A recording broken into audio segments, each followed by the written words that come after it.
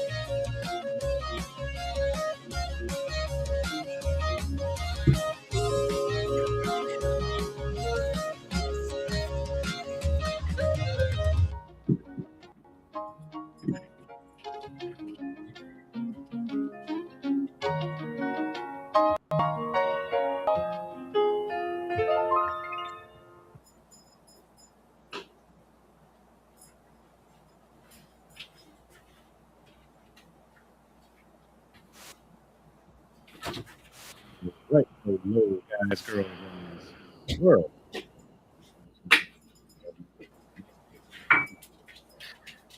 This is Rolling to Die, episode 164, and I'll be playing as the character Mayhem the Heartsmace for this little epic extravaganza and a humble NPC to help with the ship. Besides that, let's let everybody else introduce themselves. Go with Trooper. I am then, Dark Trooper coming from you live from secret location, aka my couch, and I will be playing Grismont the Face Splitter. And currently getting harassed by a dog who wants some watermelon. Hi guys, I am Dom, aka Sage the Intelligent, and tonight I'll be playing everyone's favorite druid, Spev. And as you can see, I'll have to be right back because I'm going to go get her hair washed. And last but not least, and playing as everyone's favorite Flying Goliath, Valdir Nighthammer. I am DJ Thunderbeast. And yes, you are seeing correctly. That is 4 decks. How, you may ask?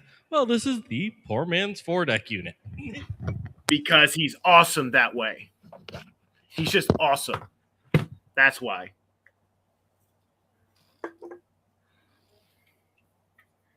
note. Let's get this camera set up properly for now. Let's try this way.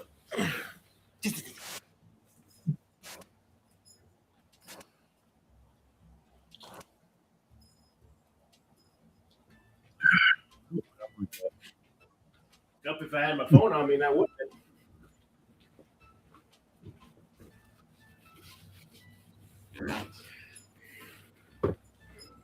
What a lovely cinder block wall. Right. I thought there was more choices.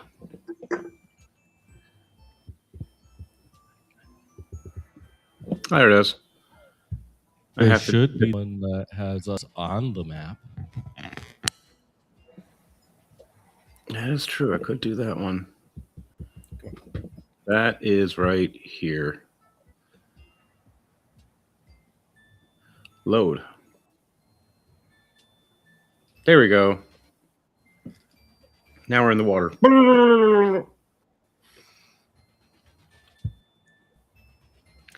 So that works.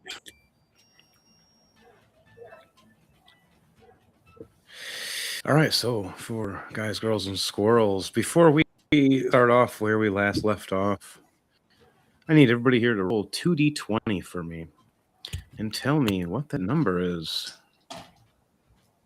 Wow. 13 light, 9 dark. Oh, come on! I got double ones.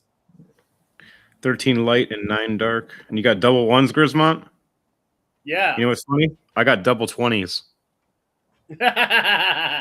So it did a double rolling to die. I was not expecting double 20s. And for Dom, what is your rolling to your roll 2d20, please? 14 light, 9 dark. Okay. Are you wearing a wig? No, it's a towel. Hair towel. Oh.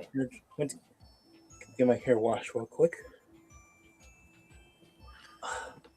See? Him and Thunderbase are both like fixing up their looks after the movie scenes, because the last scenes they need to do now are later on for them.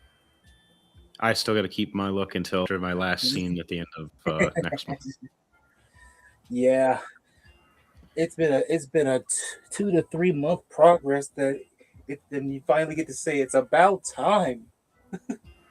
Right, Yeah, almost there. I finally got rid of the beard. Well, you did it faster than me because I'll be getting rid of mine tomorrow morning. Because I'm worrying about the buzz cut first. Okay. All right, back in action. All right. On that note, this is interesting how this works. All of us are standing there. Last thing we see before the enemy reveals himself on the ship with the fog-like appearances of the people we just fought that we have memories of that we thought were on our team that turned on us. Each one becoming some kind of doll-like possession in control by the brother of Avner, Nervamex. Like a incarnation, right? Like a shadow. It's like shadow versions of them, like copies. Ah. Duplicates. A dark duplicate. Yeah, in a sense, like that. It's like he has their souls and controls them and can make like controlling versions of them. But your characters don't know that unless you roll either a investigation or history check to see about it, to know if there's any powers such as or knowledge of. Makes sense. So your characters won't know until then. We start off with Nervamex watching all of you. The ship starts pulling away. You hear, "Now we're gonna set off." Bonnie actually has a passive investigation of 18. Well, you know about it as Valnir. Grismont roars and say, "Oi! Bring her back! I wasn't finished with her! I wasn't finished with her, you stupid git!" As I'm currently covered in blood and... Yeah, everybody would still be messed up after this fight. We haven't healed yet. You see him raise his hand up and go like this and drop it down quickly as another volley of cannonballs fire as you guys said that. So sadly enough, as Grismont is screaming and yelling and talking crap, all the aggro was pointed on him. Even the cannons that were originally spread out to hit across the field of the city. You just see 4 of them just directly turn and point at Grismont with his double nat ones. Oh no. Dang it, Grismont. Why? You see Mayhem looking over going, "You know what? For once, I'm going to be the smart guy." He raises his shield up and puts up energy force. Let's hope this works. Magic. The other two for you, for Valnir though and Spev, both your darks were 9s and your lights were only 13 and 14. I'm gonna need both of you to do a dexterity save. And because neither of them are over 15, I need both of you to do them with just a straight roll. This is gonna get ugly. A straight roll. What if we have a natural Prismont, advantage? you have because to of do a an ability? dexterity save, but it's a disadvantage. What'd you say, Devontae? What if we have a natural advantage because of an ability? I got a dirty 20.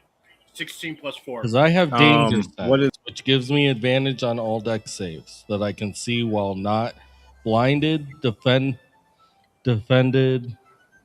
or incapacitated. Blinded, deafened, or incapacitated. okay? Well, then yes, you would because you're still facing Prismont ahead of all of you guys, standing at least 10 to 15 feet ahead of you guys, talking crap, raising his fist. What'd you say again, Chris? For yours, what was yours with disadvantage? It was a dirty 20. 16 plus 4. That was the first roll. I was supposed to do more than one. Yeah, disadvantage means you roll twice and you take the lowest number, not the That is highest. the lowest number. I got a 16 and 18. Yeah, and then you got you rolled a 16 and an 18. Okay, And since And 16 then was an 18, and then and then I had an advantage of plus 4. okay, so dirty 20 for you. So you lucked out on that one. You're My still deck getting hit, save. but it's not as devastating as it was going to be. Sage, what was yours? I rolled a 16 plus 3, 9. 19. I'm sorry, I said 9. 19. Okay, I was going to say, wait, that didn't sound right. All right, Thunderbase. All right, What my did you deck roll? save is a 15 plus 10. So 25. 15 plus 5 dex save. All right, now I got to do Mayhems. Okay, I get advantage, and I get a nat 20. Winning. For once, Mayhem's coming out of here strong, which kind of worries me. And now What's you just gonna jinxed it. happen? Yeah, I know. Well, that's how it goes. It just period. That's how. If you start rolling good at the beginning, you're not rolling good at the end. Or There, when I you knocked really on wood for you. Don't jinx yourselves. Come I'm on. getting, Come on, don't jinx yourselves. my dexterity save is a There, knocked on wood again. yeah. So I get a nat 20 plus 5, so it's a 25. Okay, Awesome. so this is how it looks as you see the ship pushing off of the shore mount that was holding it in place. Half the cannons on one side they were pointing away for dock, that's holding the ship in bay. When Nervamex did his hand sign gesture of down, all the people that were on that side, that how can you say being told what to do with a weapon or item pointed at their throat, risking killing them. So they started listening at all points. Right as they're releasing the ship, Nervamex leaves a valley of cannonballs over on it, sinking that side as they have to swim to the little part of land that's connected to it or across back to you guys for the ones who do survive. And out of the people that survived, there was 20 of them. Now there's 6 left. Oh. And 14 of them got exploded in a horrible death, and that horrid, and you hear laughter. And then right after that happens, the wave comes this way right at us. Oh no. The first valley of them whiz right past Grismont and past you guys to where the connection of the road hits the uphill and smashes and just decimates this part, making it so traffic of people coming from downhill to or uphill can't go to this section for a while until it's rebuilt, as it's destroyed and exploded. One food cart horribly gets decimated, but the guy that was, selling the fried magic corn dogs was he happened to walk away for a moment, came back and go, my corn dogs, my corn dogs, and they actually look like wiener dogs. Wrong one. Food. Yeah, right. It's gonna be cabbages. But There goes the My corn dogs. There goes the paycheck, boss. Yep. Mayhem just looks over and says, everybody get ready for the next round. As I put the shield up in front of Spev and in front of Valnir, Grismont is still standing a few feet ahead as Mayhem goes, sorry, buddy, the shield's not big enough for all of us. A wave hits. Grismont, you get hit with 2 out of the 4 cannons that were going to hit you. As the other 2 hit a Vera 22, and then the other 2 hit for a 25 apiece. The 2 that you dodged, one went past you, the other one went and hit the stables. As you see giant things of hay and everything else catching on fire, the horses running amok like crazy, and people trying to put the fire out, and a giant hole in the stables. This is good. This is good. The ship starts pulling away as the last 2 rounds fly. Grismont, because you rolled a dirty 20, I'm going to give you a chance to do some sort of block. By you explaining your block, will give you a chance to reduce the damage by a percentile die. And I will choose the percentile die. Uh-oh. All right. So you're able to reduce like 30% damage if you're able to explain a good way of bracing yourself or being prepared or something for this these 2 cannonballs flying right at you as 7-foot tall green orc with your blue armor on and blue hat. You have what was the last one you had in your hand? A tri-corner hat with a red and blue feather, remember? Yes, that's what it was. And then what was your last weapon you were wielding? Was it your 2 dual axes or was it your big hammer? I actually don't remember. I honestly don't. You guys should rewatch my episode. You can just imagine which one would you have more likely have been having in your hand as you were talking crap. I think I had the hammer. I'm thinking it was the hammer too. Well, so you have these a baseball swing at one of them with the hammer. Oh, this is gonna be fun. I was hoping you would say something like that. And I would shatter one, but then the other one comes up right behind me. All right, so it happens like roll an attack for me and see if you can hit this cannonball flying at you at a high speed as you just go batters up and just swing your hammer right at people. What was it? A 15. All right, let's see what. Wow, you just beat it. You got a 14 for it, so you get to hit it, but you're still going to be taking a hit from both. But one of them is going to be half damage, the other one will be full damage. Mm-hmm. It happens like this: you swing your big hammer, you collide and hit the one perfectly. As it's in a spin, it starts cracking, getting ready to break. It's into the other one, actually targeting you in a painful position. As it cracks, the one explodes and flies shards past you. Only half hit you, and the other half graze across Mayhem's shield as he's blocking. You see your giant cannonball flying at you, and as you're swinging like this, it goes right onto you, right and hit you in the chest, right under your heart, throwing you back and smacking against Mayhem's shield as he's blocking. Hang on, as I hear a bunch of like dinging in metal. Oh, that wasn't bad. Boom!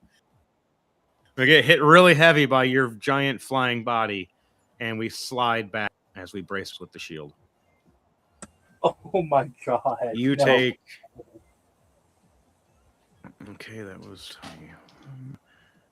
And the other one was cut in half. So 30 points of damage altogether.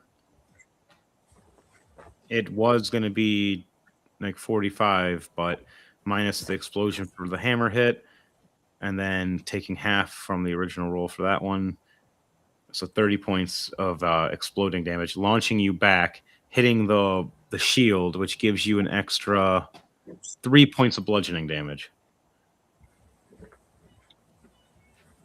And then for the rest of us, we hold fast, and no one takes damage besides that, but we just see the decimation around everybody else because a giant fiery like plume came over everyone at the time, and the shore area where anything was flammable was caught on fire. As you see barrels, wood, a few carts, a couple houses ahead, as there were like a flash bombs that hit. And they just flumed fire everywhere like a little napalm. You guys do as this happens? Grismont, what do you do as you take this damage? You smack against the shield. As you lie there on the ground, just pondering what hit me. Laying there bleeding on the ground. Mayhem looks down and hands you a greater healing potion. Think you're gonna need this, buddy. Wow, I was not expecting you to actually hit one of those, but you did it. I reach up, grab it, say thank you, and I drink it. And a greater healing potion. I think I have one in my inventory. Oh wow. So Mayhem puts the shield down and walks up to the dock area where the part has been disconnected off from the other part from the explosion, and tries to reach and help a couple of the guys, but doesn't realize how bad the dock is damaged. I rolled double nat ones. Oh, damn no. I walk across hearing it creaking with my weight and my armor on. And I'm worried at first, but I feel pretty confident too, going, I can make it across these guys. I go and grab a few of the guys, pull them up. As I do that with my weight, the whole thing creaks and cracks, and like 15 foot of we're standing on just goes right into the water as we. I love the adventure. They start freaking out. I start freaking out because I'm underwater. Rolling that one with my dexterity check. Oh man. I got a 20 with a 1, but bad thing about it is it's a negative to me. Is so this I'm going to be drowning. Water? I'm trying to swim back up, and I'm being drowned by my own weight. Well, I could. All right, but maybe Spev could come down and try to save Mayhem and turn into an animal. I've got an idea of something I could possibly do. I want to see if this would actually work. I'm wondering, could I use tidal wave to lift you out of the water? Oh, you can if you focus in the general path. All of us, which you could bring all of us to shore. It actually could put out the fire around everybody else. All right. Explain how tidal wave works and what do you need to do? Is it a spell slot you need to mark off? Yeah, it's a third level spell, and when I cast it, it just takes one action. All I need is just a tiny little drop of water, which that's all around us. And I conjure up a literal wave wall 10 foot wide by 10 foot tall that can travel for 30 feet long. An actual tidal wave. All right. So you said it's going to be long Mm-hmm. and how many feet high? It's 10 feet wide, 10 feet tall. Okay. Okay. 10 feet You gotta wide, make 10 a feet. deck save. I rolled a nat 20 for that because I rolled just a minute ago for my deck save. Mm-hmm. So Yay. now for the rest of the guys, Congratulations. there's several guys that are in that spot with me. One rolls a nat 20, another one with a 3, another one with a 6, one with a 15, and two of those guys are going to have a very bad problem swimming in this water, this tidal wave. The last couple, another nat 20. Wow. With a 7, a 3, and an 8. Oh, so Oh no, this is three not of good. them, All of those three of that them are doing failed, great. 4 of them are having a bad day. all of those that failed get a 19 points of bludgeoning damage. Those that succeeded take half of that. Anyone that got a nat 1 would take double it. Ooh, All right, so that's gonna get this badly ugly. water wave Valnir does raises up and he brings it towards us, raising and lifting Mayhem out of the water with the 6 other survivors, so several altogether. Mayhem and 2 of the other guys land safely. A little bit of damage from smacking into said things, items and whatnot. But the other 4 guys did not know this was happening. We're still in the water, freaking out, looking the opposite direction as the water raises up, flipping and spinning them around as they're kind of like in a drowning motion. All 4 of them start panicking as the water rushes to them as they're screaming. They fly and skip and hit an edge that makes all of them launch to water right over the flaming stables and the pyre and a few other spots. One of the guys ends up on the roof of the pub. The other guy ends up through the hole of the stables, right on a horse, confused, but now nothing's on fire.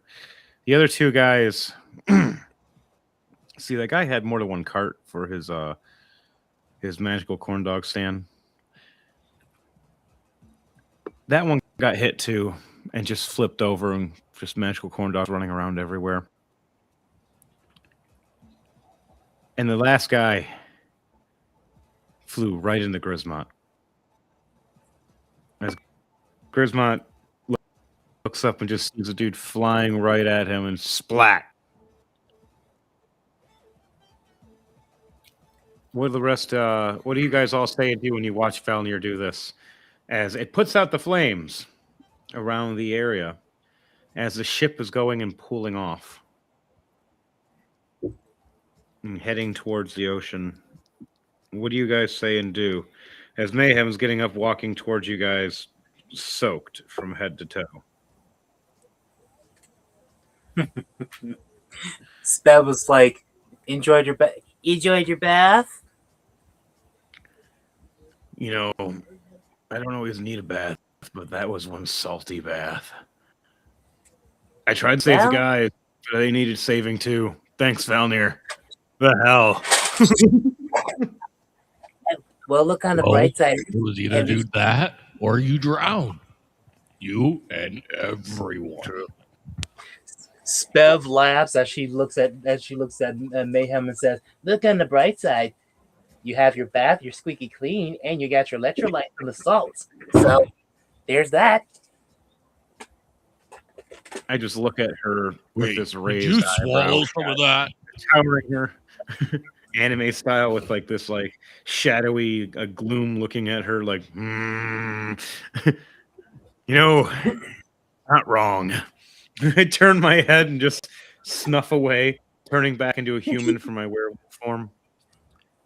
Wait, man, did you drink that? I just blink. Don't ask. And Lots of water. All right. So after that, Llama appears back through the portal. and comes down with his beholder that's floating behind him. I need you guys to roll a perception check for me to see what you see when you see that you're behind him that's following him as he comes right through the portal. Grismont snarls at it.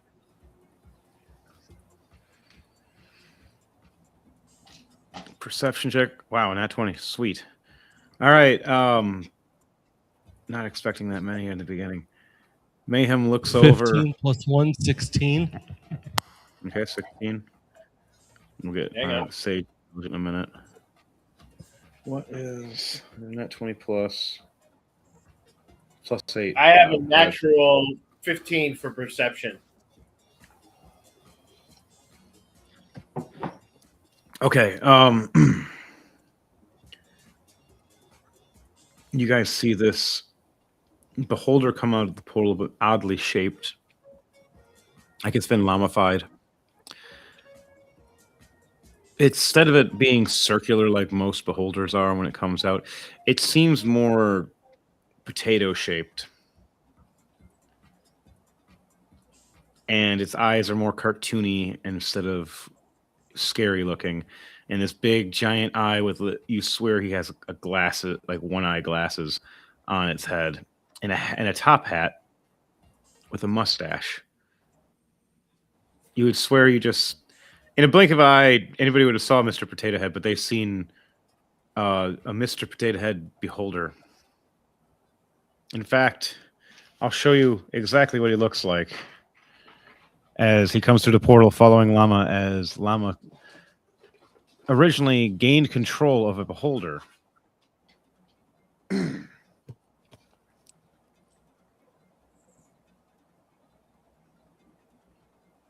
That is Mr. Potato Head beholder. But Oh, you actually got it.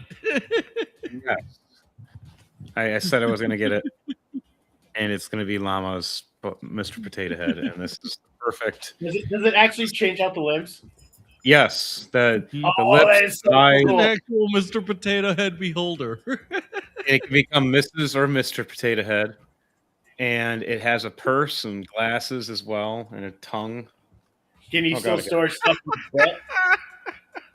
Wait, I don't want is to. it, so is it two? Is it a 2-lens glasses or is it a single lens glasses? It's a single. They purposely made it a single. Beholders have one big eye. So this is what you see from Llama.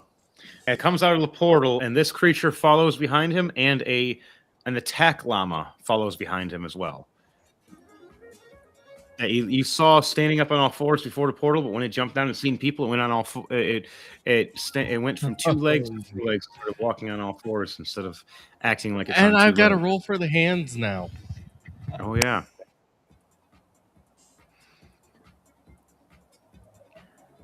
Oh no. Oh no. Oh no. 2 what? nat 1s. The hands aren't listening. They popped up for a moment, and if you ever seen the Archer series, that whole slapping the shit out of your face for a second, that happens to you, Valnir. You just, where are those hands? They pop up. You're just like, ah, and then they disappear. And then Llama sees them, and they pop up, and he's like, oh, great, you guys are here. And he rolls double 13s. That's hilarious. So they both listen, and he just goes, you guys finished, signing for all this damage? I need to talk with the crazy blood saints over here that just, they think they're doing good work. Half the town's on fire, guys. Well, was. Now it's wet. Did you plan on giving everybody a bath? As the beholder floats around and just gives the funniest look to Grismont and blinks. Doot. And all the eyes just surround Grismont, and then they look over at Mayhem, and they start hovering around Mayhem, and Mayhem just walking away from it. You just, in the background, see Mayhem trying to walk around as it's just following him.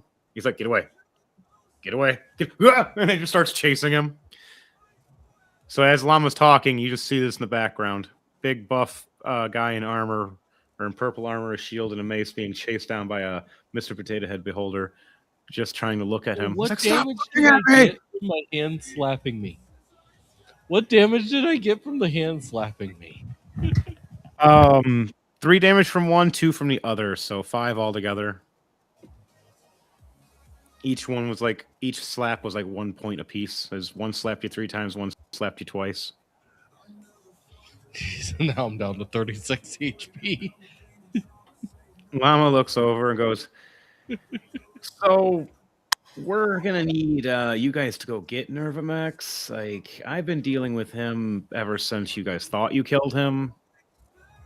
You know, Abner did a great job of messing him up, but he didn't finish the job. And I was busy helping you guys at the time, so I didn't actually get to help make sure he died. And as you see in the book here, time changed, and there's a different universe for it now. Whoops. Lunal's trying to fix the other ends, but you can only do so much because we have to keep so many timelines. And if there's too many, people start going crazy. And if there's too little, everybody goes crazy." You'll figure out what universe I originally came from. As he smiles and looks back, he's like, "Grismon over here is from a completely different universe, thanks to Mayhem. I'm sorry!" As the Potato Head Beholder chases me. As you hear the voice of him just going, "I just want to look at you." As that's going on, Llama looks over and goes, "My attack Llama here will help you with your ship guide." As he snaps his fingers, and the Llama looks over and just starts shape-shifting and turning into a man. He looks like, which I'll show you right now. I know, we'll do a cool one. Did everyone know that could do that? There we go. Yep, we'll get this one. You've seen the Llama transform and turn to this man. It looks kind of almost like you ever seen Aladdin? It looks like the father almost from Aladdin, but it's not. Oh, the It's, Sultan? yeah, almost looks like a sultan, but he's like a wizard. He's an angry wizard type. But Llama snaps his fingers and turns him into that. As he transforms, he changes into this type of man and pulls out a sword and pulls out a map and a compass and just looks over and goes, "You didn't have to do it that way, master." As the Llama looks over, "Listen, dude, I really don't care. It just, you have to help, and it's the best way to have an eye on them to make sure they don't, cause too much mayhem." As he looks over at Mayhem and just, you see me trying to fight the Beholder as it looks like a funny, like a Final Fantasy fight for a moment. And him shaking his head going, "The Beholder just wants to check him out again, and he just doesn't like having eyeballs all around him. It's only for like 10 seconds, maybe a minute. I don't remember. He doesn't do it to me anymore. There's reasons." Cousin, it just And wants a friend. "I don't need any more friends." And just starts swinging his mace. Get it away, get it away. As it's like, "I just want to check you out. Let me look. You get a new tattoo. I know it." Get away, get away, get away. And you see the crowd of people just stopping and staring and scratching their head, watching a local folk hero be a goofball at the same time, witnessing the strangest looking Beholder they've ever seen. Llama looks over going, "I have some other work to do. I will be back in a jiffy," which in timeline for you guys might be a couple days or a week, but for me, I don't know, a few minutes. And the portal opens back up. He steps back through, and he's like, "Mr. Fluffy Butt, can you come back?" Yes, the Beholder's name is Mr. Fluffy Butt. Don't ask. As the Beholder stops and is just finally staring at Mayhem with a circle. "Okay, I got what I wanted." Whee! And just flies right past you guys, right into the portal. As it looks like he changes sizes randomly. As it gets closer to the portal, he shrinks down to fly right through. And Llama just looking over, going, we've really got to work on that whole. You get big right when you go into a room because you just knocked over my table. And you threw off the feng shui! You don't ruin the groove! As the portal closes. Mayhem gets up going, oh, you don't ruin the llama's groove. Ugh. So, Llama Guard, we'll call him Mr. Llama Guard. Llama Guard. He looks over. So, you need help with me to do this, don't you?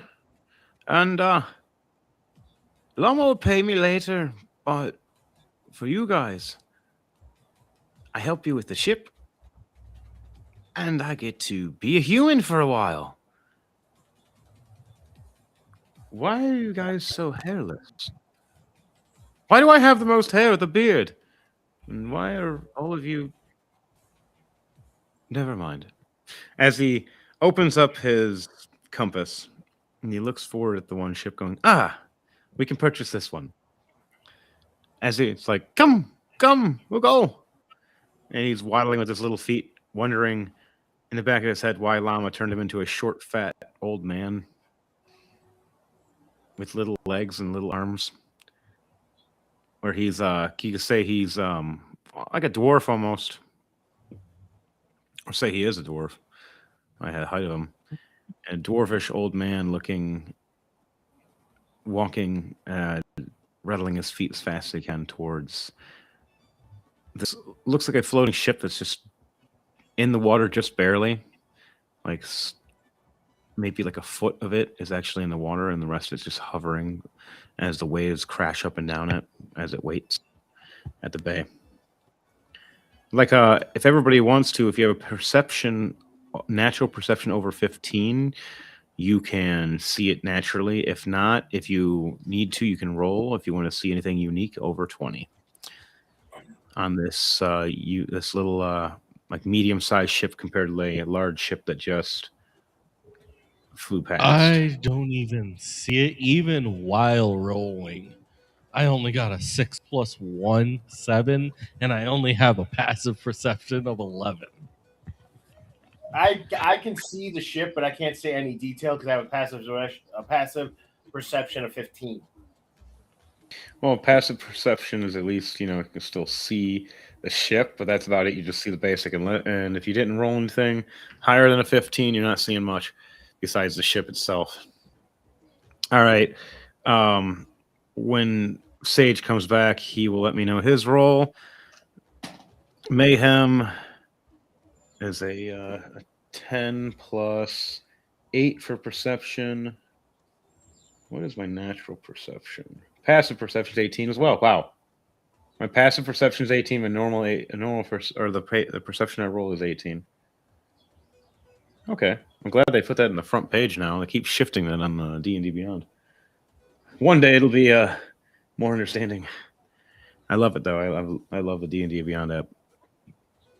So I look over and you see the ship. You see it in its elegance. You see this in Elvish. For those who can read Elvish, it says the Elvish Airhawk. It can fly and it can go into the water. It's like, but underwater features. For those who know anything about the schematics of certain kind of ships that are magical, this one does have, but everybody would have to stay on the lower deck and have the top sealed at the time with a magical seal. If not, then they would all drown. So Valnir's gonna need to be led onto the ship because he can't see it at all.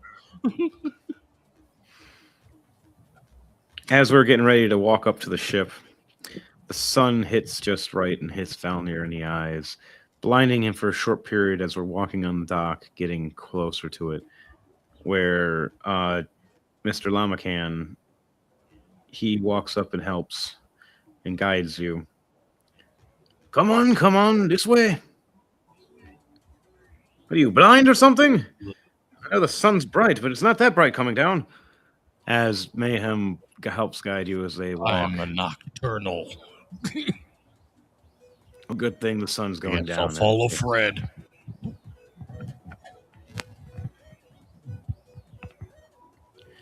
You see this. Valnir is now going to call that llama dude Fred.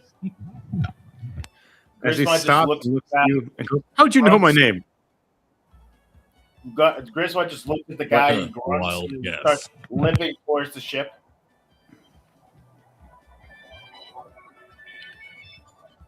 All right, as that happens, you look over and see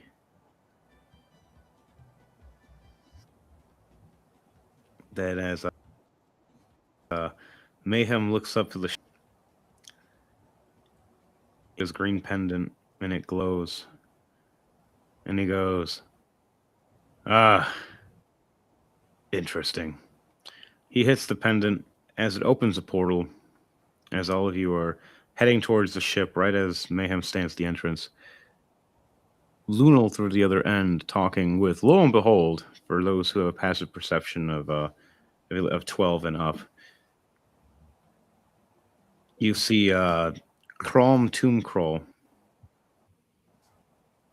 talking and pointing down, and Mayhem looking up, going, okay, so this is what you guys need right now. As they nod, you see Mayhem jump through the portal, but you see Crom jump out of the portal. As you see the purple tiefling come out,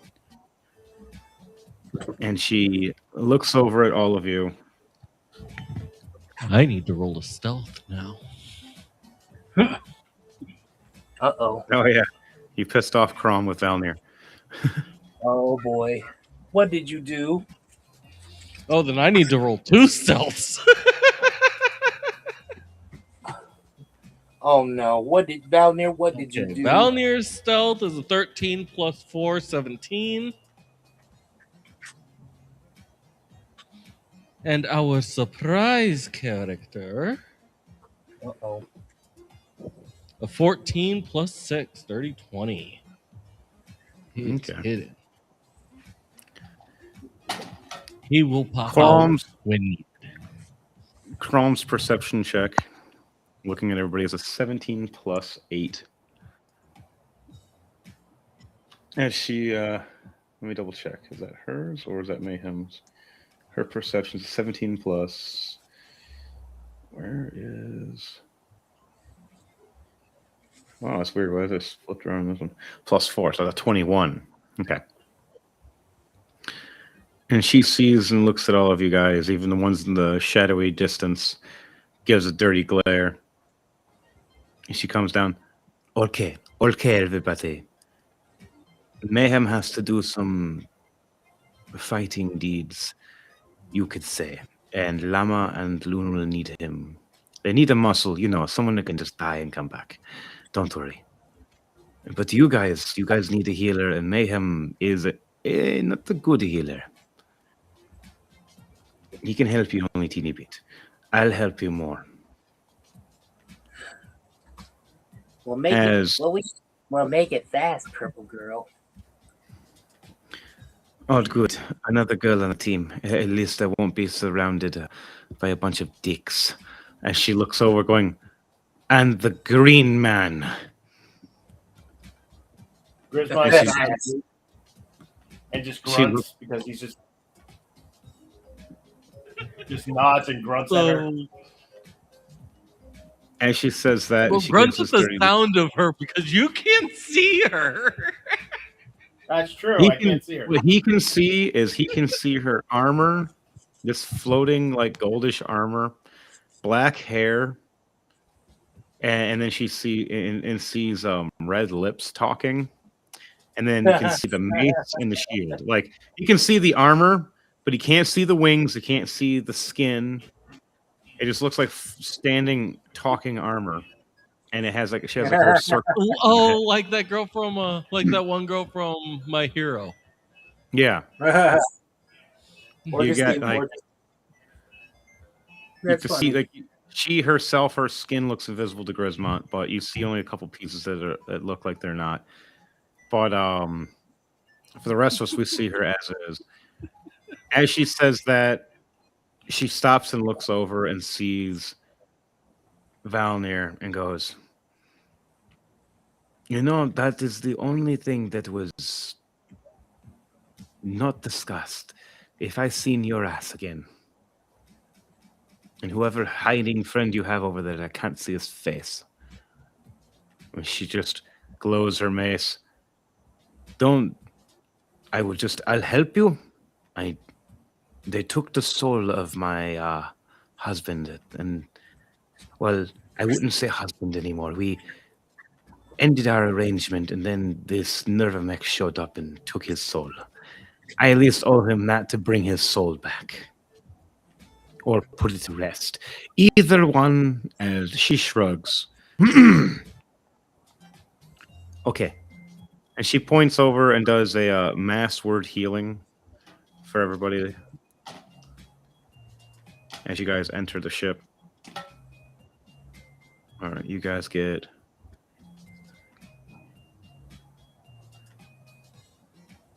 41 healing points back. And then Crom walks up and hands each one of you 2 greater healing potions as well. Okay, everyone take one of these. We must get on the ship now. And Freddy Llama. Is it Frank or Fred? What'd you call him?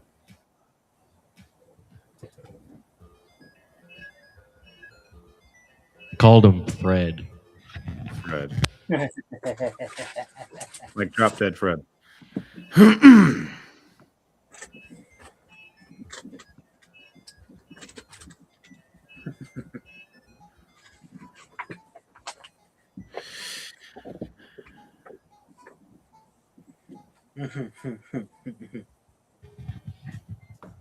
All right. He is. As all of you approach and Valnir's get on gonna the ship, swig his. you know what? He's gonna swig one of the healing. All right. You also gained. Did you already add that 41 healing points too? That Crom did for everybody? Yes. All right. Wow, you got messed up bad then. I was down to 39 or 34 healing points or HP left. Oh, gee. Told you it's gonna get more hardcore. I'm not playing around. All right, you guys get in the ship. You see, Okay, we're back. At least got 94 now. you see Llama Guard Fred, and he looks up. Come on, get on the ship. As each one of us get on the ship, some of you can go down to lower decks. There's enough room for. There's, let's see, 1, 2, 3, 4. Three bedrooms that can fit numerous people in it at once, and then a storage room, and then a cook room, and then also a small restroom area in the back.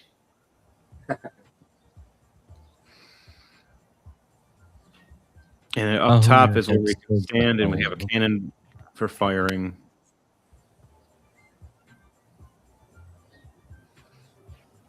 Got a what now? I said Valnir heads towards the helm. All right, heads towards the helm. You see Llama Guard Fred standing there, guiding, looking with his compass. Coming to help.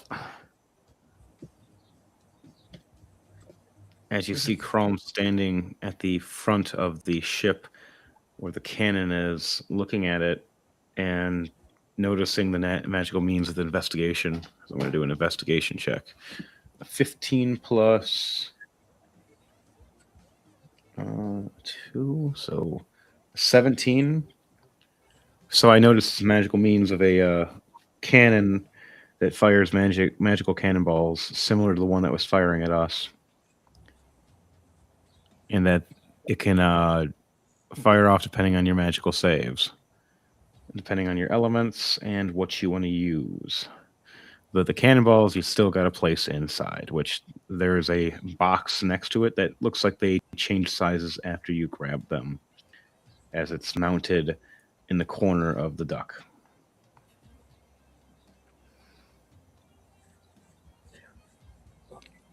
You'll notice that there's a couple spots to hang off as the ship starts rising and moving forward. As like the bottom of tail of it is just grazing the water, as you see the water slightly splitting from the speed that we start going, as it moves faster than the other ship in a sense, but until heavy winds hit or heavy waters, then we will be moving slower. They already have a point of advantage, being out at least 10 to 20 minutes ahead of us.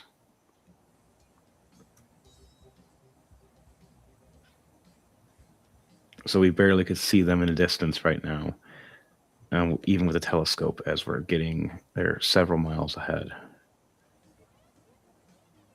Okay. On that note, I need everybody here to do a group. What is it? A group survival check for me.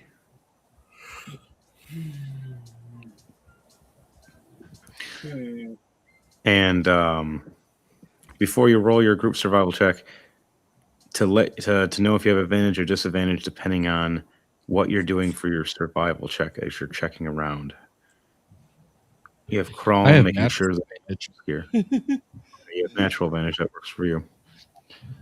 I do not.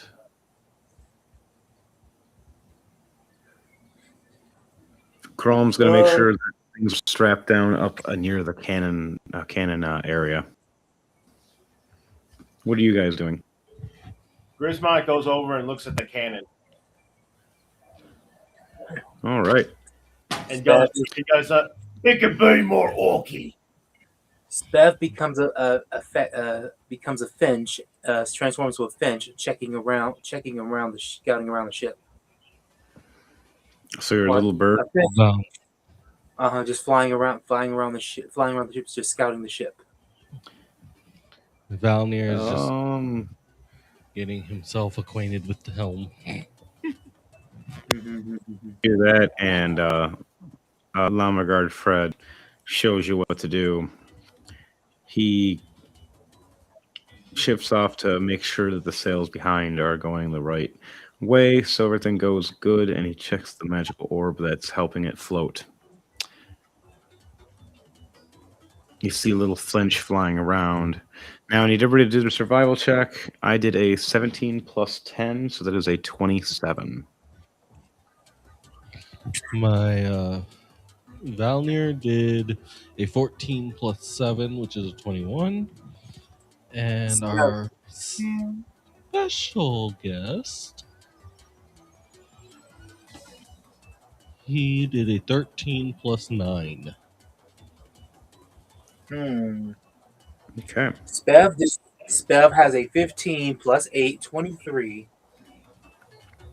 That's good. Grismont got a 13 plus 5. 13 plus 5. Okay.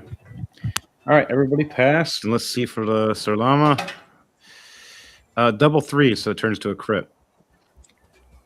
So he hangs on by dear luck of the roll.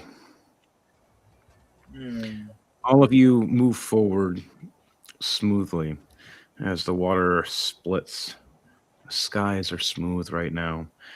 And you see ahead of you, well, if anybody does do a perception check of looking ahead, Chrome is going to grab her telescope and look through her piece. That one's for Llama. That one's for her. 13 plus 4. Valnir gets a 17 plus 1, 18 for perception. Okay, you can see better than Chrome does by 1. As you guys both look out and you both pull out your telescopes.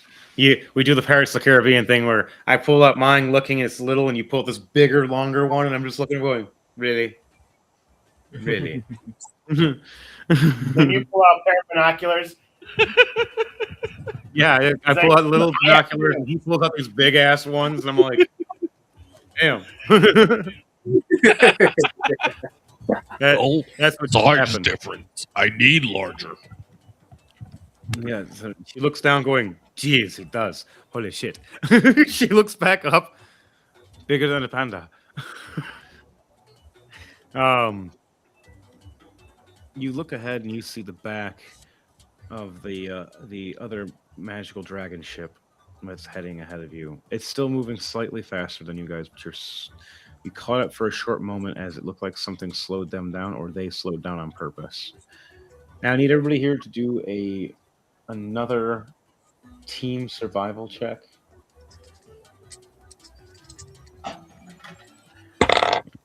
For Llama Fred and for Crom. Beth has a 12 plus 8. It's a dirty 20.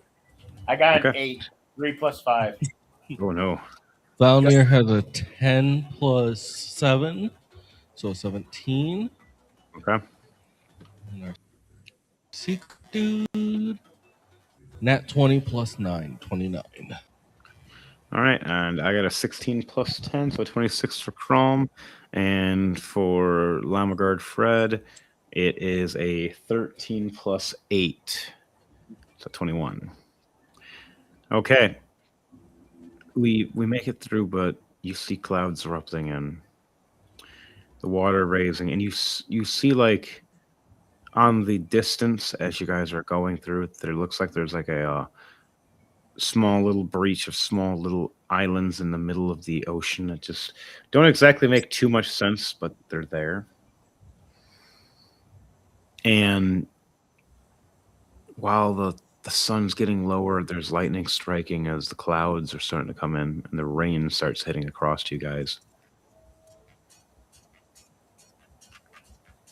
You swore from your last perception checks, you saw something like in the water, kind of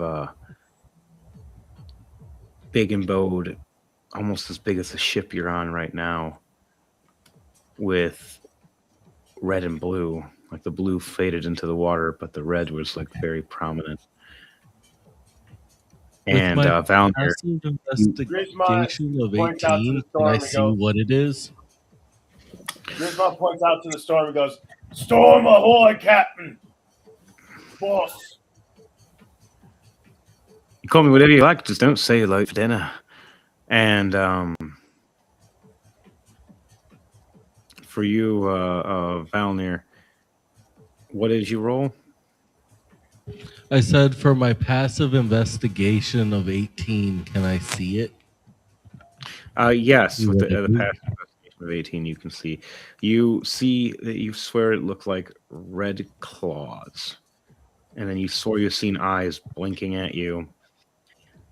And then it looked like something was in one of the claws' hands, or claws of this thing, and like a giant bone-esque scythe or sickle. I am going to roll an extra investigation to see if I can see exactly what that was. All right. You roll for that. 20 plus 8, 28. Nice. So as you lean over and out to the water, you saw you've seen it. You thought it kept getting closer as the light of the lightning would flash. You'd see it blink. You finally get out and look good enough. And as you look in the water, you think you see it close to the ship. You see that red claw protruding out of the water fast as a giant claw snaps right at your face, just missing you. As it comes what side of the ship is this on? The left side. Oh, we got a crustacean port side. As Grismont looks over and yells, "Dinner!" I need everybody here to do Lobster a pot, lobster dexterity hot pots are save. delicious. Right. What do you say, Spev? Spev looks out, flies right outside the ship, and she sees a crustacean. She sees like, oi! She's like, oi! Dinner! I get to be a shark. I think I can eat crab. She I flies just back. rolled 2 18s plus 10, 28 for my dexterity save. Okay. Everybody else, do your dexterity saves as the ship just randomly took a hit and feels like something heavy just jumped on it, rocking the whole thing. I got a 16, 12 plus 4. A nat Okay. 20 plus 3, 23. Okay. I got double 17s. So, yeah, I got a critical natural that way too. It's a plus 5, so 17 plus 5, 23. Sorry, 22. All right. Now I got to roll for the Llama Fred. Ooh, no. Uh-oh. He got a 3 plus 4, a 7. He rocks and flings downward. Now I got to see if he's able to catch. He rolls in that 1. Oh, no. Oh, gosh. He's rolling high for it. Not good. You see, Llama Fred, as all the rest of you hang on and get ready as this giant crab hangs and jumps off the side, slamming into the ship, shifting it over. He flings to the side over this way, and you guys see him nip off and then flash right into the water as the rest of you hang on, and this crab goes and tries to pinch and grab at one of you. Let's see who is closest as it goes to grab. Grismont and Valnir, both of you, a giant claw is coming at both of you at the same time. Wow. Oh, never mind. I rolled double nat ones. Yeah. I try. You see the big red claw try to grab at both of you, but it lets go and the ship rocks backwards, like the weight just let go, like it fell. I need all of you guys to do another dexterity save as a team because now all of you are being shifted really quickly. Oh man! I am gonna do 14, this while 10 plus also doing an athletics because I want to do a reaction to this. Same here. I was actually thinking of an idea too. Haha. My All right. dexterity saves a 19 plus 10, 29. My athletics Okay. Grismont yells, is "Oi, get back here, dinner!" a 16 plus 10, 26. So I'll be able to do what I'm wanting to do. So for dexterity, I am going to grapple around the claw of this crustacean with my whip. I'm just going to fling your whip around. 20 plus 10, 30. Nat 30. Okay, for Spev, I rolled a 17 plus 3, This is dirty also 20 for going to do. dexterity. Okay. And for acrobatics and athletics is 15 plus 3, 18. Okay. That's going to be 12 points of slashing damage to it, as well as. Ooh, this is gonna get good. It's doing nice 7 points of bleeding damage. Okay. Ooh, good idea. I'm glad you said Because that. it's my Megaloblade whip. All right. So does those rolls I the have reason for I'm able to do anything is made of Megalodon shark blade teeth because it specializes from anything that's not from the ocean originally. Sage, what was that last part for you? What are you doing? for a 17 plus 3 dirty 20 of dexterity save, and a 15 plus 3 of acrobatics and athletics. Spev dives as Spev still becomes the finch flying down. She transforms into a dolphin, does an acrobatic spin using a tail whip on top of the crustacean. Oh, okay. And I actually either- have to roll a either- strength check with this now too, Yeah, because I was about to I ask you a wrapped strength around the crustacean's claw. as I was going as to it was say that falling or- down. So I need I you to was gonna do say that, that or yes, a whale. because you are a smaller base than the crab by a substantial amount. You're going to need a disadvantage as the weight of this thing is. Okay, so that's a 14 plus 4, 18 for my strength. Okay. That's your disadvantage one? Yep, because the other one was a 19. All It right. was a So 14 and a 19. all right. And what was It was a and what was plus your 4, so the 14 turns into an 18. All right. So you try and you hang on at first. And then here comes Spev flying down as this bird at first, this finch, then transforming into a dolphin, doing a front flip, slapping down with her dolphin tail across the top of this giant crab's head, giving enough yank to actually yank Valnir off the ship towards the ocean with Spev. As it looks like the ship flings back again as Crom and Grismont are flung on the other side of the ship now. As it rocked back twice, the crab falls into the water.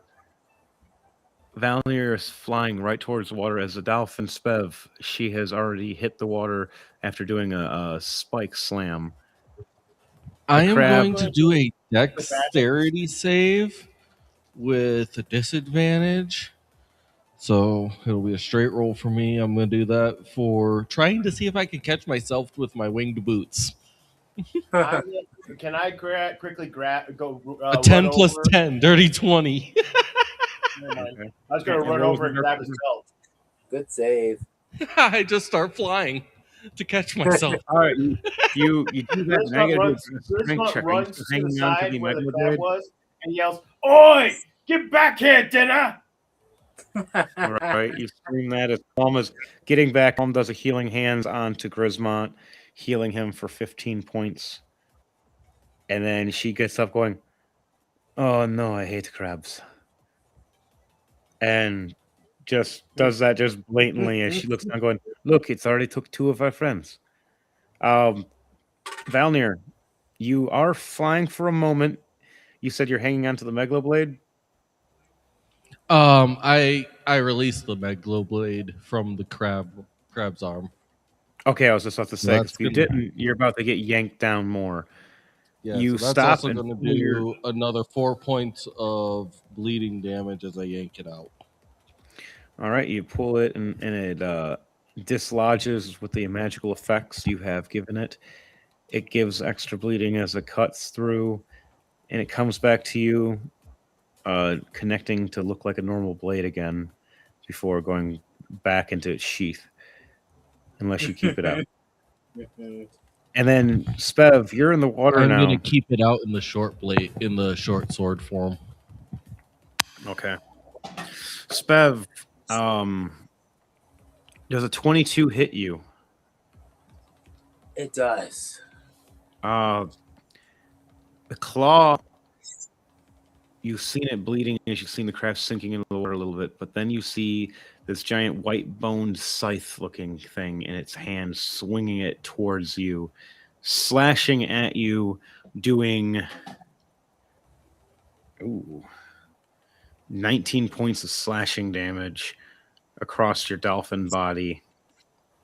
And then it starts trying to move again as it hits across a piece of the floating island, pushing itself towards the floating ship, coming across the water again.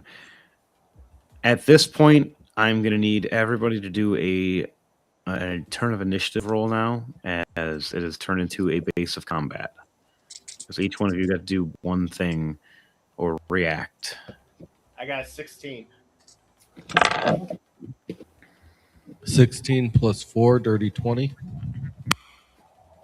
12 plus 3, 15. And what did Chrome get? 18 plus 5. 18 plus 5 is 23. And for Fred Llama NPC, oh no. Oh, he rolled an 18 too, but it's 18 plus 4, 22. All right, then Giant Crab. What a Giant Crab. 15 plus 5. And now, sorry, I'm at that wrong. I have to do rollies with the crab. Yes, I'm going to do rollies with the crab. A crab got a 5. 5. You both got a 5. You got to re-roll it. Wow. Crab got a 13. A 2. Okay, crab goes before you. That was funny. You both rolled the same thing twice.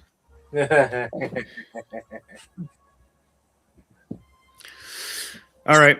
So first up is Chrome, as she looks up and sees everybody within the distance. I am going to. Where is it?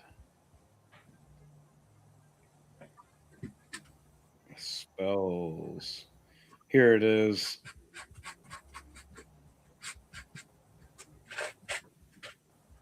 I do a touch for my my cantrip to Grismont of Spare the Dying. At will touch. You touch cleric. Oh no, sorry. That's Nope, I did that wrong. That's not for that. Word of resistance. Here we go.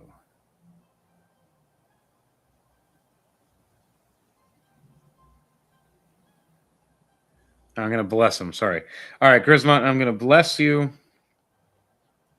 I It's feel one blessed. action within range of 30 feet. By the higher level, the more people I can cast this to. How deep is the water? It's the ocean. Okay, that's enough. I look over. Can I look over at Chrome and go, Chrome? Do you got any water breathing potions? She has a water breathing spell, actually, that she can cast.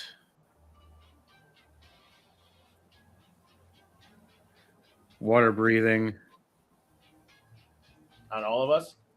Yep, everybody within a certain distance.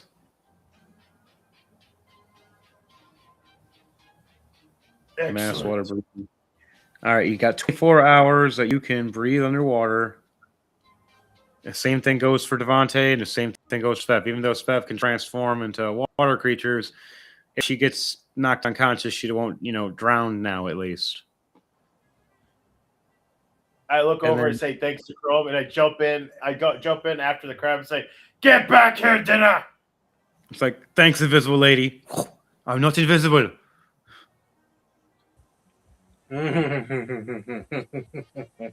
right. So she did that. And then she's just going to have her mace brighten up. And that'll activate her spell. And that'll end her turn. It's all she can do right now. Oh, cool.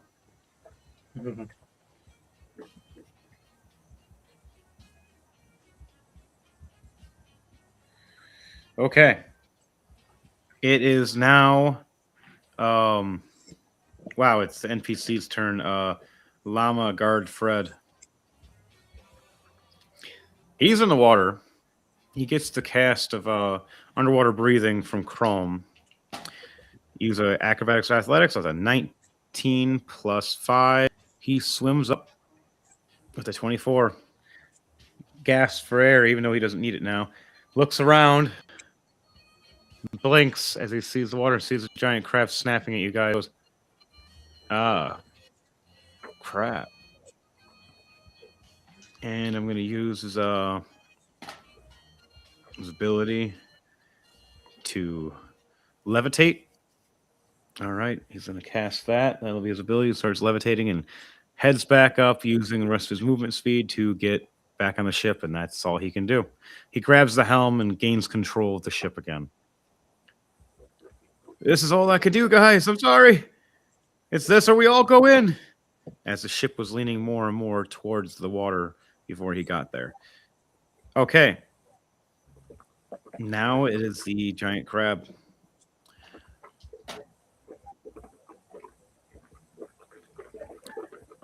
Okay, so Valnir, a 25 to hit on you.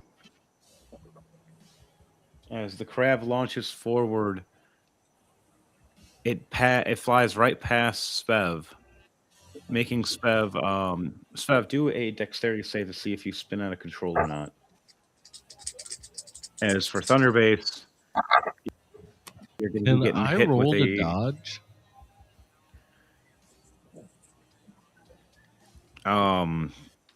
You can have an advantage to lower the damage unless you have a an ability of dodge, such as the what do you call it? Uncanny dodge. If you don't have uncanny dodge, then you can you'll lower some of the damage, but that's as far as it'll go. A Falcon parkour aircraft. Yeah, I can't hear you yet. Hang on. Stop speaking like Peanut's parents. Wah, wah, wah, wah. Oh. All right, Thunderbase. What was that you wanted to try to dodge? It's raining. It's kind of hard to see right now. He's lunging out of the water at you with this giant claw, like a bloody claw.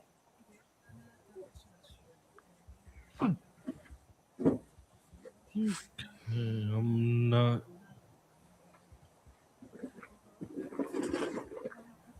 To hit. That guy can't do anything other.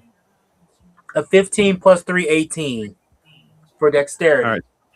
All right. So you keep control, watching where the crab is lunging. Now, do you want to do? You can do something in your reaction in a moment, Spev. If you want to do a reaction to transform again, but that's all you can do. But it's going to be going on to. I can transform for reaction. Yes. Okay, so what are you going to transform into as you're in the water and you see a giant crab as it's grabbing Valnir in the midair? I'm transforming into an octopus. All right, so it's grappling onto me? It's doing like a giant a snap to you and grabbing you with its claw. Like a giant octopus. Well, my blood's on it. Yes, so you are a blood hunter. It takes 6 points. It takes 6 points of necrotic damage then, because I have blood curse of the bloated agony, which also means that its body is now starting to swell. Great, that's not going to be crap. All right, Dom, you turn into a giant octopus. Dom, you turned into a giant octopus, you said? Yes. All right. So now that you're a giant octopus, you can wrap around this crab as well and try to crush its shell while it's being swollen from the inside because of Devante over here doing bloated agony, which can be doubled by me too if I wanted to as well, because I'm a blood hunter as well. Oh no, sorry, nope. Mayhem, not May. It's Chrome, not Mayhem. Yeah. Well, here you go. Have the rest. I'm going for that. It's for the reaction with the octopus.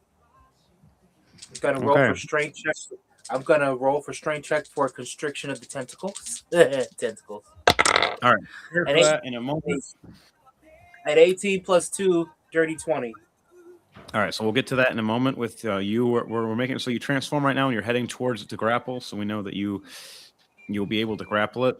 Right now, it is the crab goes to squeeze. So Valnir, you still take some damage before you do this bloated agony. What's that? That's plus 9. So 11 points of crushing damage of it clamping onto your sides. And then it's going to swing its giant scythe at the ship. So now I got to have Sir Llama see if he's going to react, and he reacts. Acrobatics or athletics. It's a 13 plus 8. He succeeds. He pulls the ship back just in time. As it rocks a little bit, the scythe misses the bottom of the ship from cutting the bottom of the ship.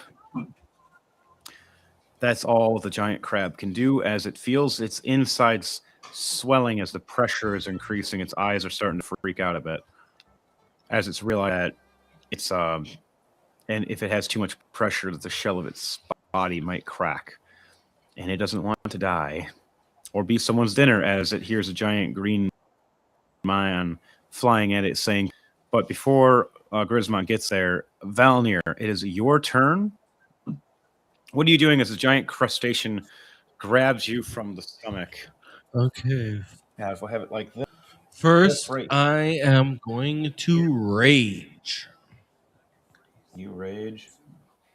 So it's grabbed me, so I'm going to rage, and I am going to do a strength check to see if I can break myself out of its grasp. Spev is in the water. Grisma, you jumped up. Fail. Everything just fell apart. 12 How could plus 4. 12 plus 4, 16. Okay. A 16 for what? Strength check to try and break out of its grasp. All right, now I got to do a strength check against you. A 19 plus 10. I know, a 29. If you try, it squeezes harder, and it makes you have 7 more points of crushing damage. Okay. As it's crushing you, like it's trying to snip you in half. You got anything electrical? Or frosty? I am going. I got something lemony. You got a hammer. You're Remember, a I still have those. I am.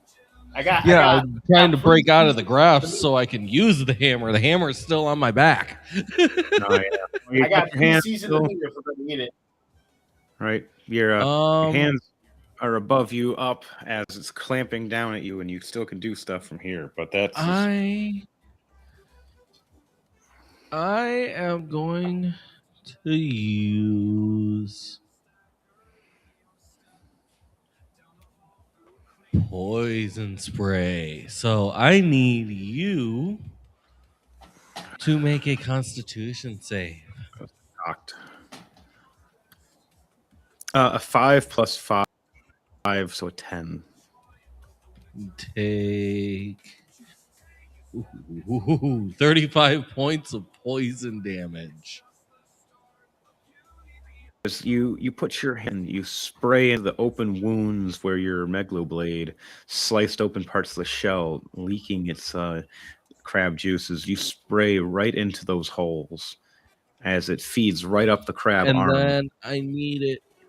And then I need it to make another Constitution save. That's the last thing you'll be able to do. Mm-hmm. It's an 8 plus 5. Then it takes 15 points of frost damage as I close the wounds with frostbite, locking in the poison so it can't bleed out the poison. Okay, as it's starting to swell even more, holding it in there more to spread faster from the bloated agony. Okay, that'll end your turn. Is there anything you say before you end your turn as you freeze its shell on the arm?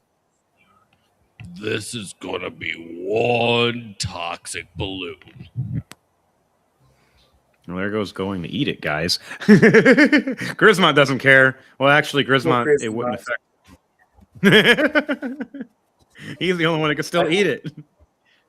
I hope his stomach is like a black hole where it doesn't affect him. Yeah. All right, it is now Grismont's turn, and then Spev, you're on deck after Grismont. All right. Grismont, you're flying down as you jumped off the ship towards the giant crab. As you've seen it grab Valnir and crush him, you see Valnir So react. is the crab on the surface? He is on the surface of the water right now, as he's raised up for a moment, which is because he's floating up with his legs. I'm gonna activate my flight boots and jump on top of him. Okay. And then strike down with my tank hammer. All right, so it's all gonna be one big fluent motion, like you're coming down first with the hammer, or you're activating the flight boots to make you fly faster down for the hit. No, I'm gonna come down. Yeah, that's right. I'm coming down since I'm going. Oh yeah, okay. I'm coming down on top of it with the hammer. Yeah. Okay. So your bonus action could be activating your boots, and then your initial action be hitting with the hammer. So roll an attack for me, but it's going to be just one big swing. You won't be able to do two swings because it's a jumping action unless you have mastery of hammer. It was so a one 20 swing down. You had advantage because of how big it is, and because it's bigger, your hammer gets that bonus, doesn't it? Yeah, I got 22. I got 12 plus 10, 22. You hit. And yes, I do actually have mastery of my warhammer. So you get a second hit then with this because you're coming down with a specialty hit. So you thwack it once and then thwack it again. The first hit connects. As you swing down, flying the top of the head of the shell, start cracking like it's spider cracked as you hit it. And you see the two eyeballs, one of them try to look back behind you and kind of twitch really bad as the other one's trying to focus on Valnir and shaking abruptly now. As it's starting to bleed a little bit. Oh yeah, there's blood everywhere now around this thing. And the blood is starting to turn to a black ink because of Valnir poisoning. He also did bloated agony. It's swollen hardcore to the brim as it's just leaking more and more. And if it cracks just a bit more, it's not going to survive. Even having high health is one thing, when this whole shell cracks. I look at it dead in the eye, give it a big toothy grin, and go, "I'm still going to eat you." As I lift my hammer up again, and then come back down. You hitting the eye or just the crack of the helmet or crack of the shell again? Where the crack was already. Getting an 18. Right. An 18. Because you're on it, you're technically hitting it because its AC is a 19, but it's -1 because of you standing behind it slightly and you're hitting it from the top. So you're just barely hitting as you're doing this damage. So how much damage are you doing? Is it just going to splinter more? It's kind of like super KO, but it's going to do it. So I get two fives. All right, so 10 plus the giant. Because it's giant, you're right. I get what was it? An extra D1. Oh wait, no, but I also get an extra D1 because my hammer's yellow because of the yellow stripes. And I get a 2d6. So 2d6. That's 6 more. So that's 5 and 5. That's 10. That's 16. Plus, what did I say was? It was 1d10. Yep, for the Giant Slayer effect. What's the 1d10? No, the 2d6 were the Giant Slayer. This one's because it's a yellow striped. And I got a 6. All right. So that's a 21. That's 21. That's 16. No, sorry, 22. I was wrong. It's 22 points more damage. You just cracked across the top of his skull. It's just cracked severely now as it's starting to freak out. But it's not dead yet, but it's close. And it gets pushed down a little bit. Push. Oh, yeah. Well, it's starting to push back up because it's being bloated purposely because of Devante doing bloated agony to it. It's starting to protrude from the cracks. It's like vital organs and stuff are pushing out now. But now, is there anything you say before you end your turn, Grismont? That's it for me. All right, Dom, the sage for Spev Hunter.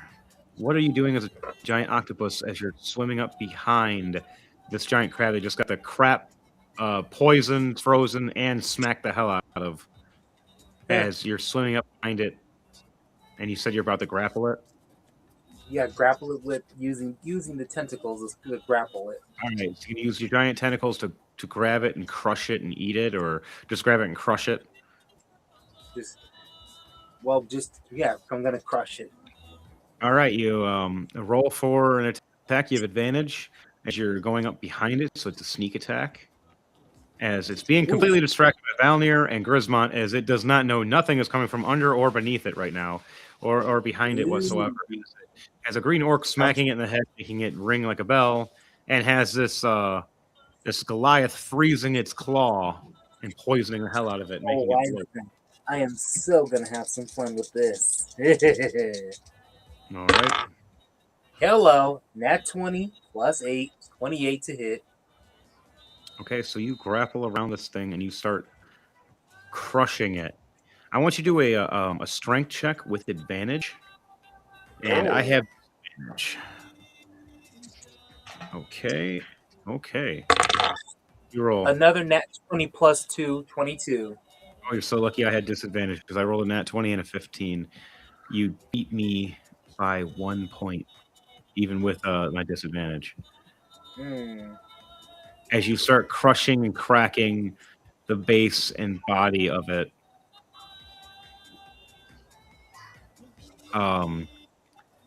this is not just by like points, but it's a how do you want to do this for all of you? So first, Dom, you explain how you're crushing this crab before we go off to the next person trying to end each part. Grismont, you're smashing at the skull. Valnir, you're freezing and crushing at the claw. So each one of you explain how you destroy each body part before it dies. Like Dom, you're crushing at the legs and the back of this crab and wrapping around its other arm. What Chrome is doing is she is aiming the cannon right at the head, like the face of it, like where the mouth is. So I'd like to do one thing before the head gets hit. Yeah. And that is, I would like to take my Megalo Blade whip and slice off the eyes that are above its head. You're able to reach one with your Megalo Blade whip. The other one's on the other side of its head, and it's difficult to see and hit. The AC would be way higher. But you can hit one of them. The one that was looking back at you directly anyways, as the other one is focused looking at Grismont as Grismont is cracking the top of this thing. So roll for your attack. I'm going to make it blind in one eye. Yeah, so roll for an attack on that eye. And then 14 plus 10, 24. 24, you hit as you wrap around and rip this eye and cut it right off, flinging it right back towards you. Are you trying to catch it? No, I'm just trying to fling it into the water. All right, so you rip it and just tear it right off as it screeches in pain.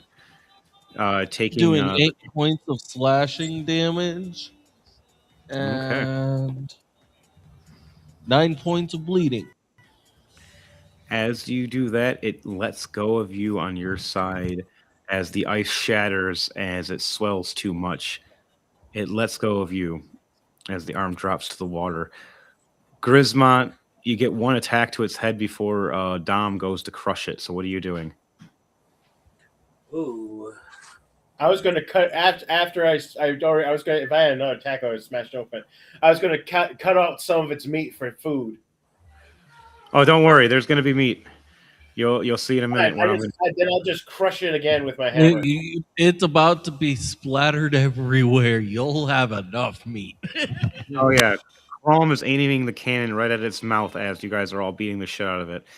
As Dom is crushing it, aiming and making it force itself to aim right where the cannon is, so I can fire. I got 27 for attack. All right, so you hit the top, cracking a giant hole in it as it starts spewing out everywhere.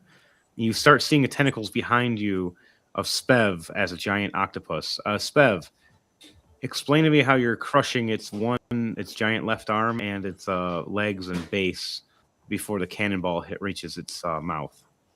Each tentacle is tying up every part of the leg, keeping it from moving or wiggling its limbs. Okay, nice. Okay, so as you do that, you start crushing. Its last eye starts rolling back like it's losing consciousnness. As Crom ends and puts the cannon towards it and yanks the pull cord, it fires this magical cylinder right into its mouth as you wrap around it and hold it in bay with your tentacles. The cannonball right into its mouth. You hear it gulp and then explode. As Grismont, you get launched into the air, and Spev, you get knocked back a bit through the water. As the rest of it, because of all the damage that was done to it by me, I just basically healed myself. Oh, there you go. And now it starts raining crab meat all around, everywhere. On top of the boat, gets hit with a bunch, slapping on top of the deck everywhere as guard llama Fred is trying to dodge it, getting slapped in the face with a big piece of crab meat. I wouldn't eat that if I were you, Fred. As it all has a layer of poison in each piece now, thanks to Valnir here. Doesn't affect Grismont whatsoever. As Crom just looks over going, well, I'm not having any crab. Well, Grismont, is that a big enough portion? Yes. It's hot crab pot for that, lads. Spev, how are you getting up to the ship as we slow down the ship to wait for you to get back on? Okay, she swims over. Still in octopus form. She swims over to the ship, raising two octopus tentacles as she transforms back with her two arms on the as she was on the ship with her full body. Can someone give me a pull here? All right, so yeah, you reach up with your tentacle arms. At first, the ship rocks from the weight of the giant octopuses, and then lets go of the weight abruptly around all of us as it turns into shrinking up into just you hanging on the edge of the ship, going like, "Guys, help!" I don't want to be fish bait. Can someone lift me a hand? Chrome goes, well, wait, how much is the ship rocking from the displacement of the weight? Not as bad as what the crab did to you guys. It's enough for you guys to all rock back a little bit and surprise, but not enough to actually do a save. Just do it for doing it for. I was more wondering because if it rocked hard enough when Spev turned back, she could have just got launched into the air on the rock up. Oh, you know what? Not a bad idea. She did. I have to do acrobatics or athletics check first if I do that. Nope. But Chrome walks up, pulls up Spev, and sits her back on the deck. As you see the llama wizard walk up for all the crab meat and does cure poison. As you see the poison all dissipate, going, at least we have food for a little bit. Crabs on the menu, boys! And you hear the whole crew go, yeah! You look back and it looks like 7 llamas.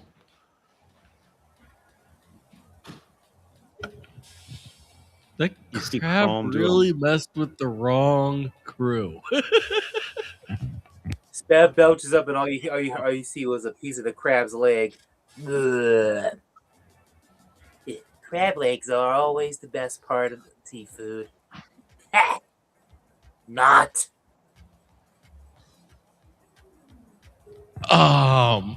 You're gonna okay.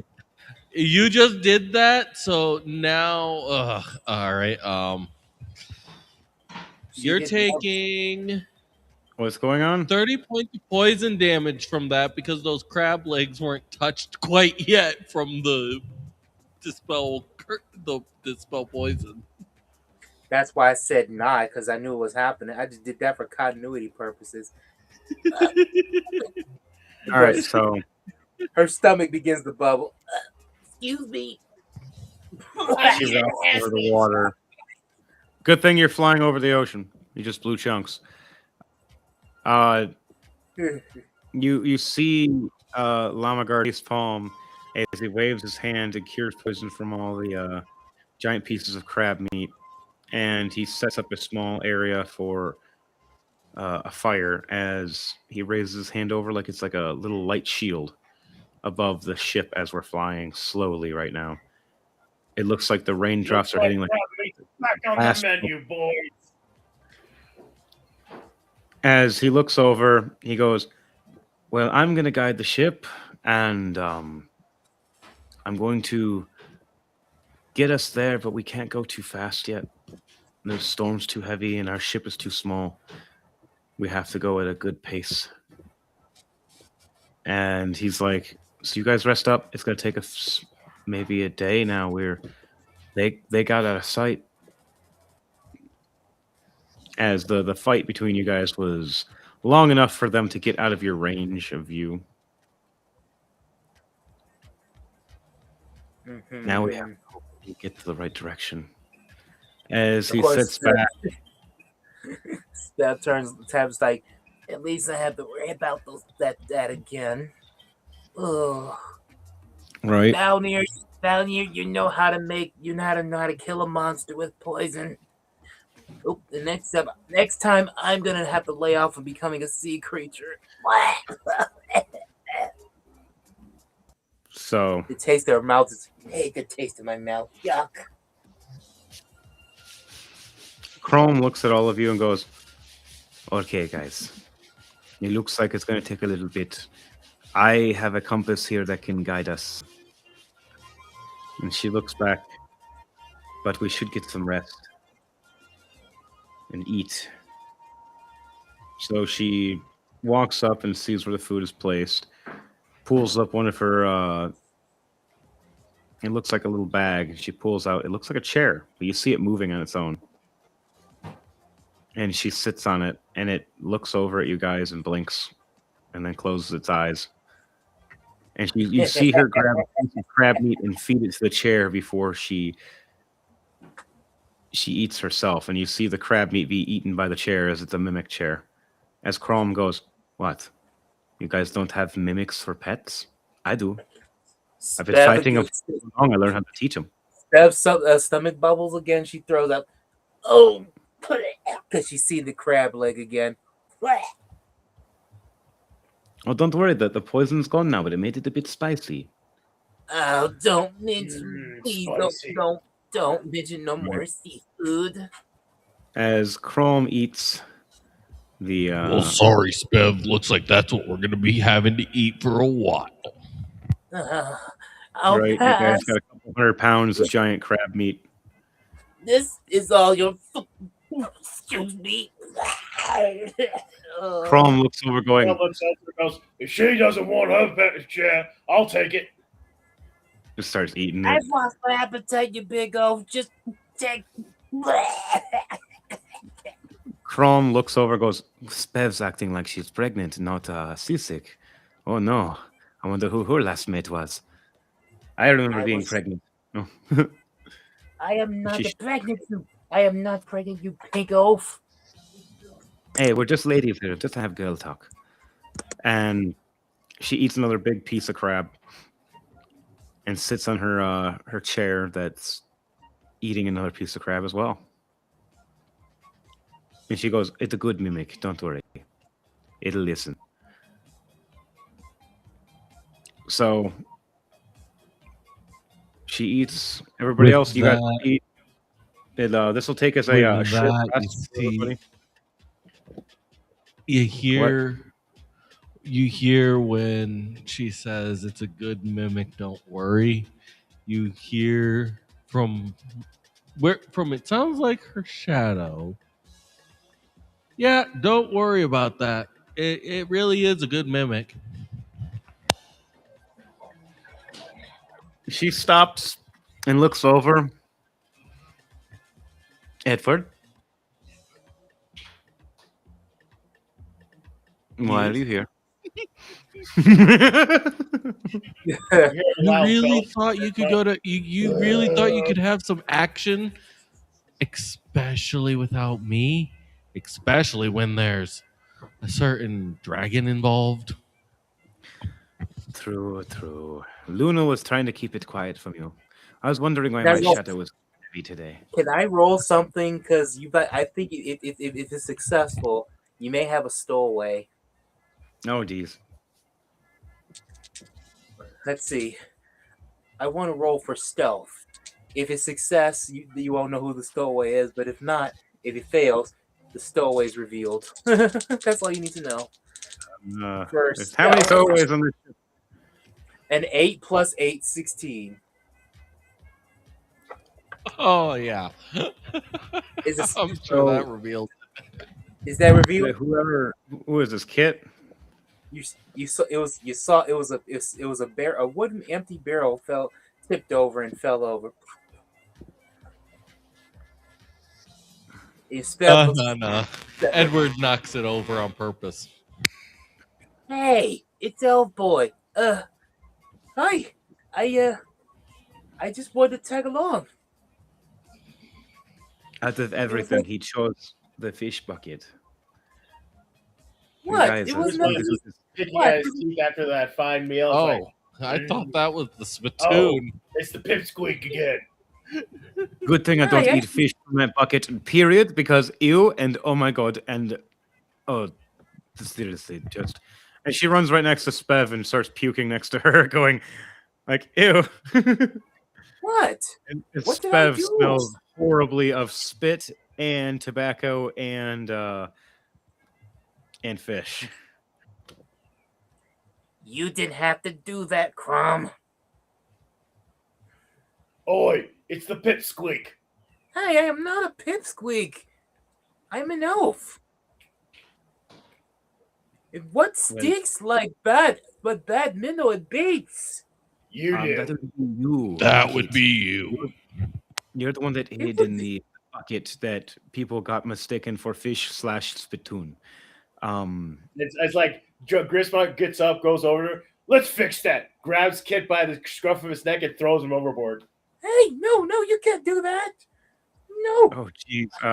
Do a strength check, Grismont, and a grapple Don't check. do that. Wait, I can't And, swim. And Kit, if he succeeds, you have to do a dexterity save, and then a constitution. 17, 14 plus 3. Oh no! Do a strength check, Kit. All right, I'm gonna go to that.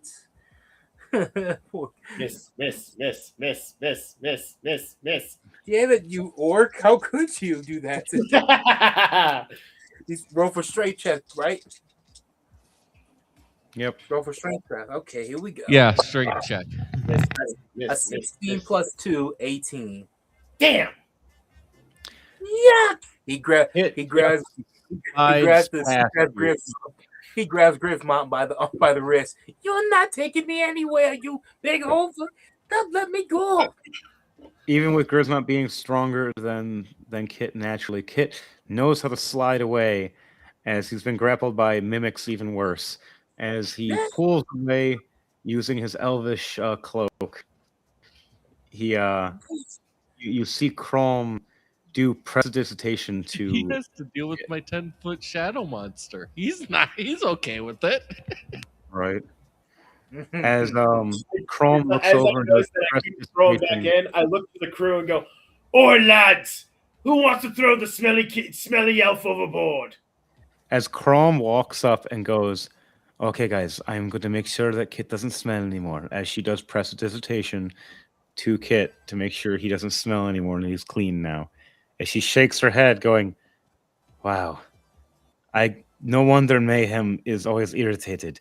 You guys are insane. I thought the Doom Crawlers were nuts, but the Blood Saints, you guys are, what the hell?" We'll get used to it. Crazies are middle names, especially Well, the you guys big oak live that's blinded with purple. You see why I wanted to tag along? I can understand why now. Boy, howdy, you guys are crazy. Um, at that point, you see. Chris just gives her a big toothy grin and goes, "But that makes life more interesting, now doesn't it, love?" She What's shakes her head, interesting is going, he knows that breath, mother. Yuck! Your breath smells like fish. Jeez. Easier for Chrome you to just say, winks, boy. and she just stares at all of you and goes, "I am surrounded by fools. Wow!" And she goes, "I am going to rest. The rest of you can choose before we get to said destination." As guard of Llama Fred walks up, "All right, guys. I'll be guiding us towards there. I'll let you know if I see anything. A couple of you guys can chill up here if you want and sleep, but the rest of you can go to the downstairs quarters to sleep. As I'll have this little bubble shield up on the ship for now to make sure the rain doesn't get to our food." As he scoots forward with the ship, making it move at a decent pace. It may be able to catch up later, but it won't be able to catch up with the dragon ship until possibly next week. So, for each one of you guys, what are you guys going to do for rest? And each guy, all you guys can Edward tell for. pops up. Edward pops up he has two tiny huts. One's a luxurious one, one's a normal one. He takes the luxurious one while saying while looking at Valnir and being like, "All right, hey, you can sleep in this if you'd like. I mean, it's not all that nice, but hey, it's shelter." Oh, I I'll pass. I'll just sleep downstairs. So there is a open tiny hut for someone on the top deck. I'll take it. I carry all the food in there while I got all the snacks before I fall asleep. Unless Beth wants to take it. You take it. I'm not going in there. I'll go with Valnir. Take me As away, Chrome baby. looks over, and Chrome just goes, "Oh, you two just fuck already." And she just laughs and walks away. Laugh. I'm in Whoops. this condition. No thanks. And with him, not gonna happen. Oops. All right. So all of you guys set up for your rest. Everybody can take a long rest with their characters, and set up for next weekend. And we'll get everything going, and be back here. Dom, he will be gone for the week or so on a family event. So Spev will be NPC by us, and Kit possibly too. One will be probably just staying on the ship, depending on the scenario. For the rest of you guys, Yes. But I will all be right. returning the Sunday after that, so you'll be seeing me again. All right, guys, girls, and squirrels. We're gonna wrap this up for tonight and do and end this up for a 2-hour special for Rolling to Die for episode 164, The Blood Saints Broken Honor, Part 2, Nervamex Return. I am Mayhem the Heart's Mace, or tonight as Crom Tomb Crawl, and every Sunday night at 6 p.m. Eastern Standard Time till about 8 or 9, depending on the show. We will be playing our own custom game of Dungeons and Dragons of Rolling to Die, our own custom version of a unique world that we created and have and play with our voice acting and skills. We also have GMK, our Gray Mercenary Knights, which is a part of our combat performance acting and such, as well as we do city combat promotions and performances, as well as meeting up for D&D, talking, chatting, or if you guys ever want to, you can actually meet the great and mighty DJ Thunderbase on there and ever have a chat with him if you ever want to. We also have our CEO, Chaotic Era Odyssey. The world is chaotic. It is a new it is our Odyssey. And that is our just umbrella over everything else. Dark Trooper. Tune in on Wednesday, 8 p.m. Eastern Standard Time for the Chaotic Mind podcast. If you wish to join us and chat with us, then that's a good spot to do it. So be there, be square. Dominant Visions. As you heard, Mayhem, I will not be here next Sunday or next week until I will be returning back to 100% June 14th. So for Dominant Visions, there will be some more images coming for you guys soon, and hold tight. June 30th is the official date, and be ready for it. Oh, we're excited. And Thunderbase Studios. Anything before we send it off?